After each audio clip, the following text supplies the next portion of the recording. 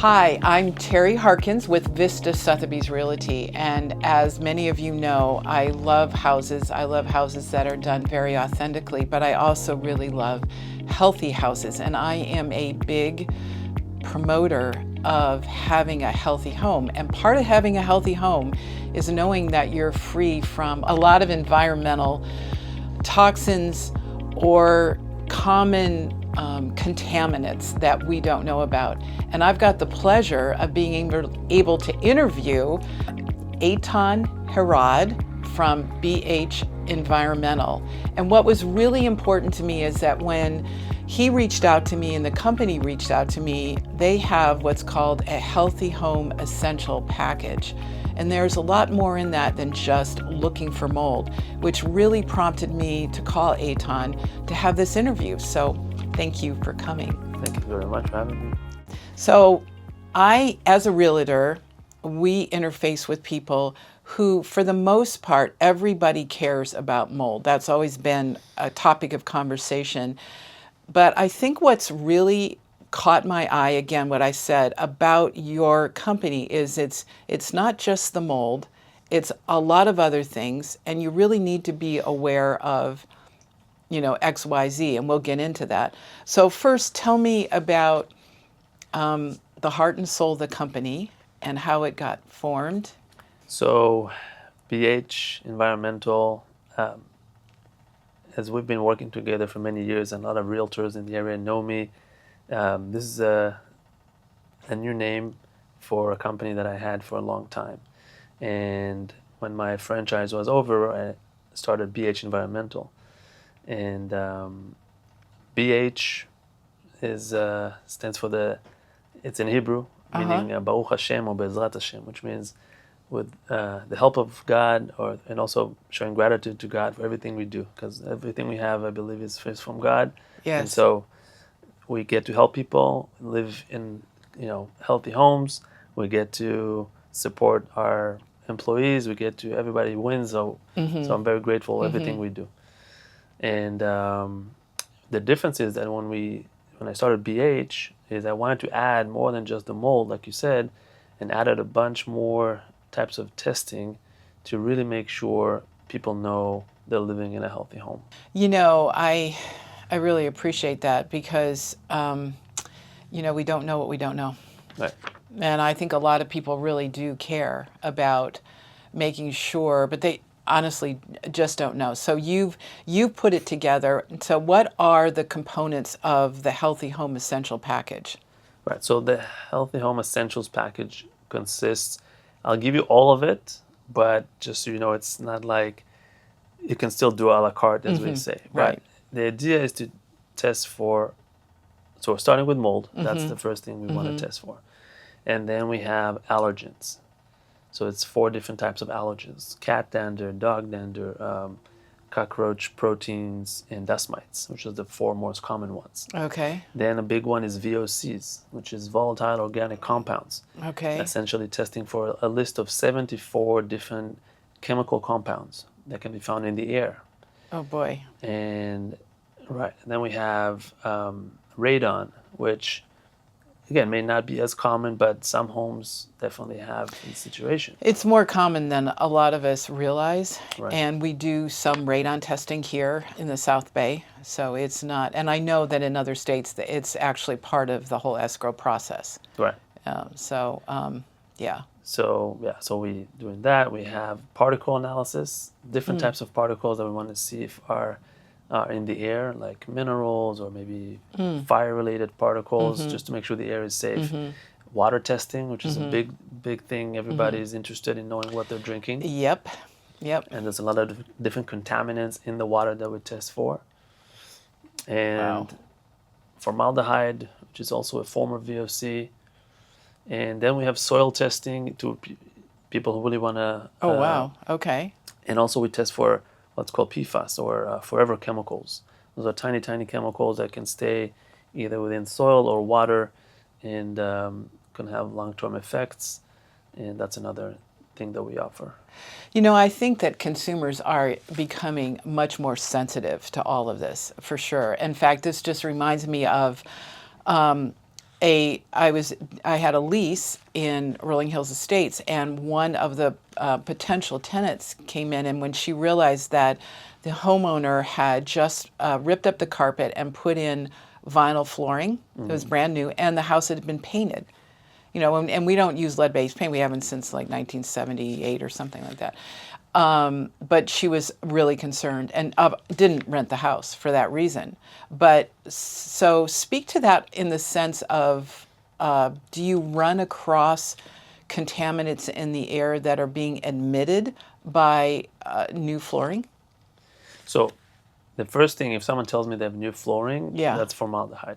That's the most common VOC that will be emitted if you have any new furniture, really, but especially with Oh, wood. wow. Yeah. Okay. Now, the good thing is that over time, those things are supposed to dissipate and Yes. disappear, but sometimes they stick around and linger longer than we want. Depends on the environment that it's in. Yeah. Right. And then depending on the sensitivity of the person, some people are super sensitive. They Right, can have headaches right away. Yeah.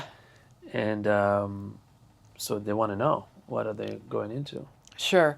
How long would that, I mean, I know generally speaking, how long would it take for those chemicals to dissipate and someone who is fairly aware would feel comfortable moving into a house like that?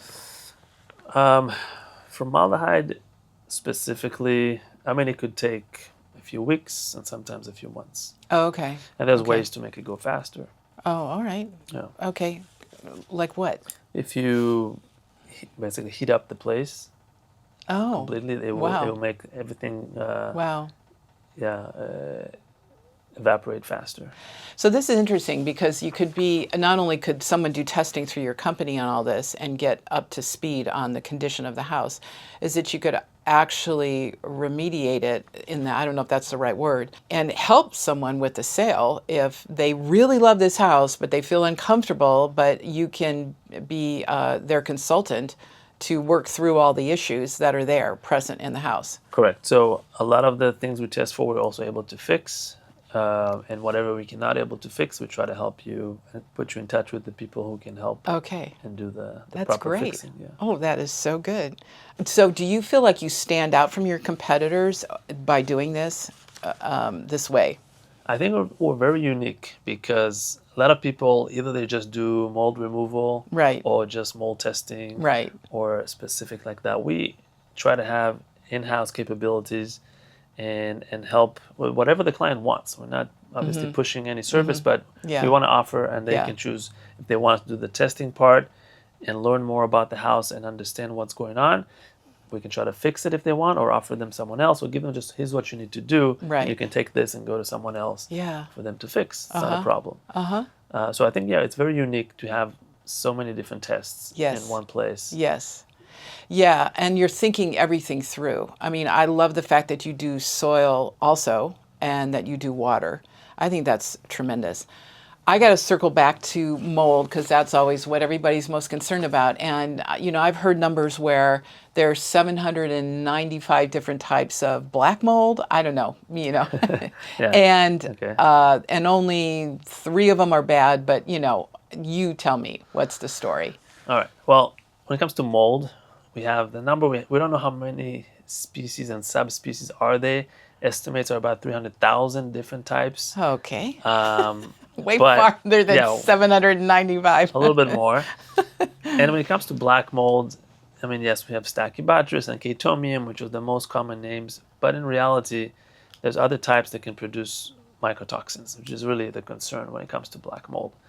Those are toxins that are very, very small and honestly very hard to measure. Although some people will say they know how to do it, it's still very much a gray area. But the idea is this: even if a mold is technically not dangerous, or I should say not considered black mold, if you have it in high amounts, elevated levels, 100,000 spores per cubic meter, and you're breathing it day in and day out, you're going to get a reaction. And so there's really no mold you want to have that is in elevated levels. That's why we always have to take a baseline outside. Right, correct. Outside air is considered safe. Safe, right. So if your indoor air is similar, that's okay. And but if it's elevated, even if it's, even cladosporium is the most common found mold. We've been breathing this mold since the day we were born, but you don't want this in super high levels in your home. If you do have it, that means something is wrong. So I think you're saying, like there's a lot of times where, I've been in homes where people have just jam-packed their closets. Right. You pull it out and there's brown speckling, and then sometimes there's a little black down at the bottom, and someone says just get some bleach and wipe it away and all's good to go. You don't have to hire you guys. But what I'm hearing it differently from you. So first of all, I'll take any opportunity to demyth the bleach solution. Okay. It's not a good thing to do. Do not use bleach on porous materials. Bleach is 99% water.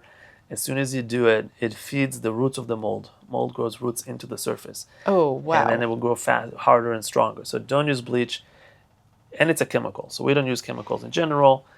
So we don't want to use anything like that. If you can use it on non-porous materials like glass, but or really plastic. Plastic. Yeah, but you don't usually find it in those situations, right? I mean, sometimes on windows you can find mold because they grow, but it doesn't grow on the glass. It grows on the dust. You need something organic to consume. Right. I've seen that. Yes. Yeah. So, right. So you have this in closets and things like that. The good thing is that the fact that you have some brown spots or things like that, it doesn't always mean you have a major mold problem. Oftentimes it's just surface mold, and more often than not, we tell people, this is how you fix it yourself. You don't need me to come in and have machines. That's good. This is a small thing. You can take it. Especially if I tested the air. The air is fine. This is a little bit of surface mold. No worries. You can do it. Here's how you do it. Okay. With proper PPE, safety, etc. Yeah. Do it yourself. I appreciate that very much. I mean, we're not looking. I have so many stories. I'm not going to go into it of clients who got bids to do certain things, and we went in and said, you don't have a problem. Save them thousands of dollars. You don't have to do anything. Nobody wants to be upsold or taken advantage of. Exactly. Yeah. Some people, even if it's small, they tell me, you know what? I don't want to do it. I don't want to. You do it.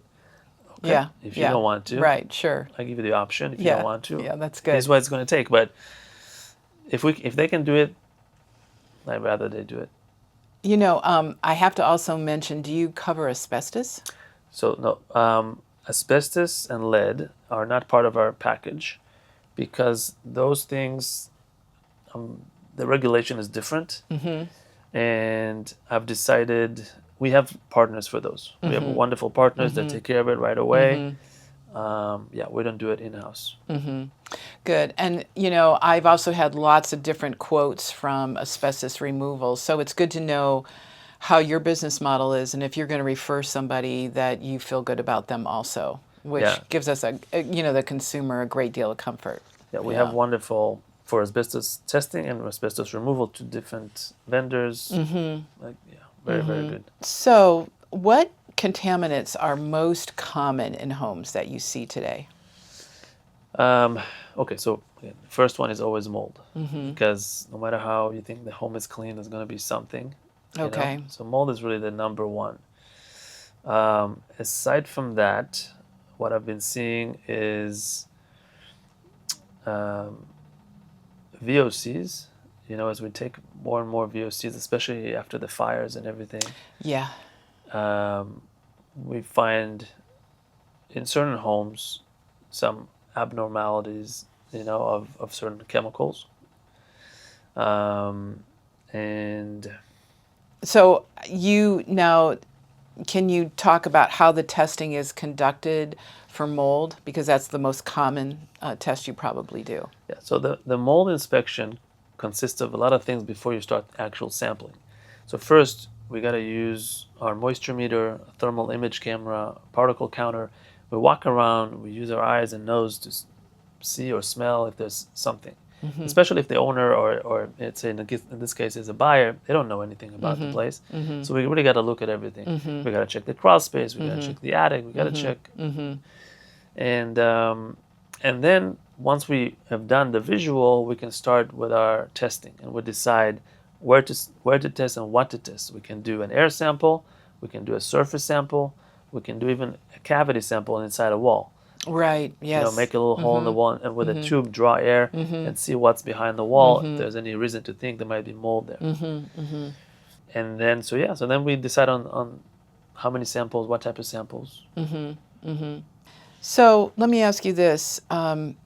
What you're saying truly is, even with the best built house, somebody who's done perfect plumbing, perfect construction, there's more than likely going to be something regarding an environmental contaminant at some point in the life of the house, correct? Yes, I mean, most likely at some point Okay. in the life of the house. And again, not to blame anyone. I mean, it just happens, you know. We keep our homes closed for the most part, Yes, and yeah. we like to hold on to things, and that's Right. just human nature. Yes. And it just doesn't go well. Mold likes that part, you know. Right. You know, and sometimes, honestly, even new construction, what you would think would be perfect, Right. you know, listen, no one's perfect, you know, and they Yeah. have some issues. They didn't notice this and that, and then they call me the smell of mold. What is it? You open the baseboards on the bottom floor, and it's full of mold because they didn't know some water leaked somehow, and Okay. it's a brand new construction. Okay. So you got to check. You can't trust what they tell you. You got to check and know for yourself. And look, it's a problem in a way because mold can be anywhere. I'm not the type of company that will say, okay, let's just destroy the whole house to make sure there's nothing there. Oh, good. No, we use common good. sense. Yeah. You know, based on what I'm told, based on what I see, based on what's existing. The risk is you always can, you know, you can miss something.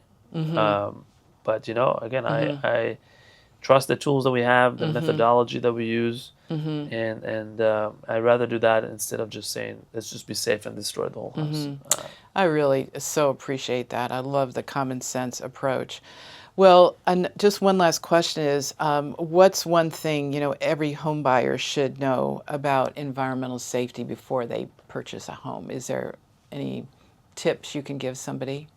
You know, people today are much more conscientious. Yes. This is not for excuse me. This is not for everybody.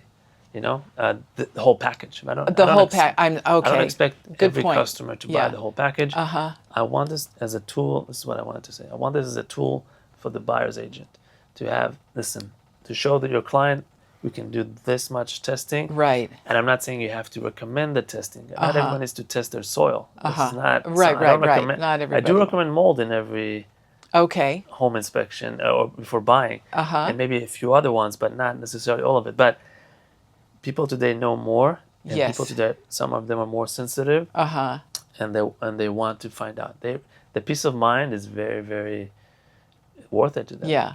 I have a question. It's just popped into my mind. Is people are more aware. Water. You know, people will have water treatment systems in their homes, and then you could test it and find out, oh, this isn't such good water, right? Yeah. And so, tell me a little bit about that. Yeah, it's people really want to know. We're drinking so much water today. Yes. I'm trying to drink, your gallons a day. Gallons, yeah. Well, I think in liters sometimes. So 2 liters, even 2 liters, it's a lot, you know. But when we have all the systems which I put in place, and then how do you know it's still good? Right. You know.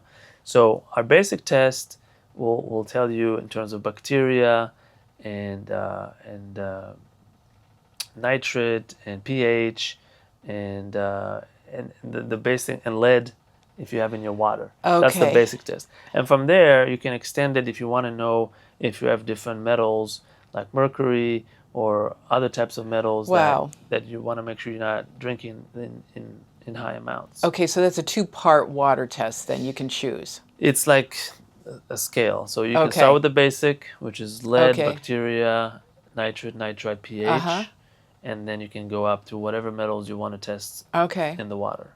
And if somebody asks you what water treatment system do you recommend, do you actually do that, or do you stay out of that arena? No, we didn't get into the. I use reverse osmosis myself in my house, but I don't have. That's not the things we can.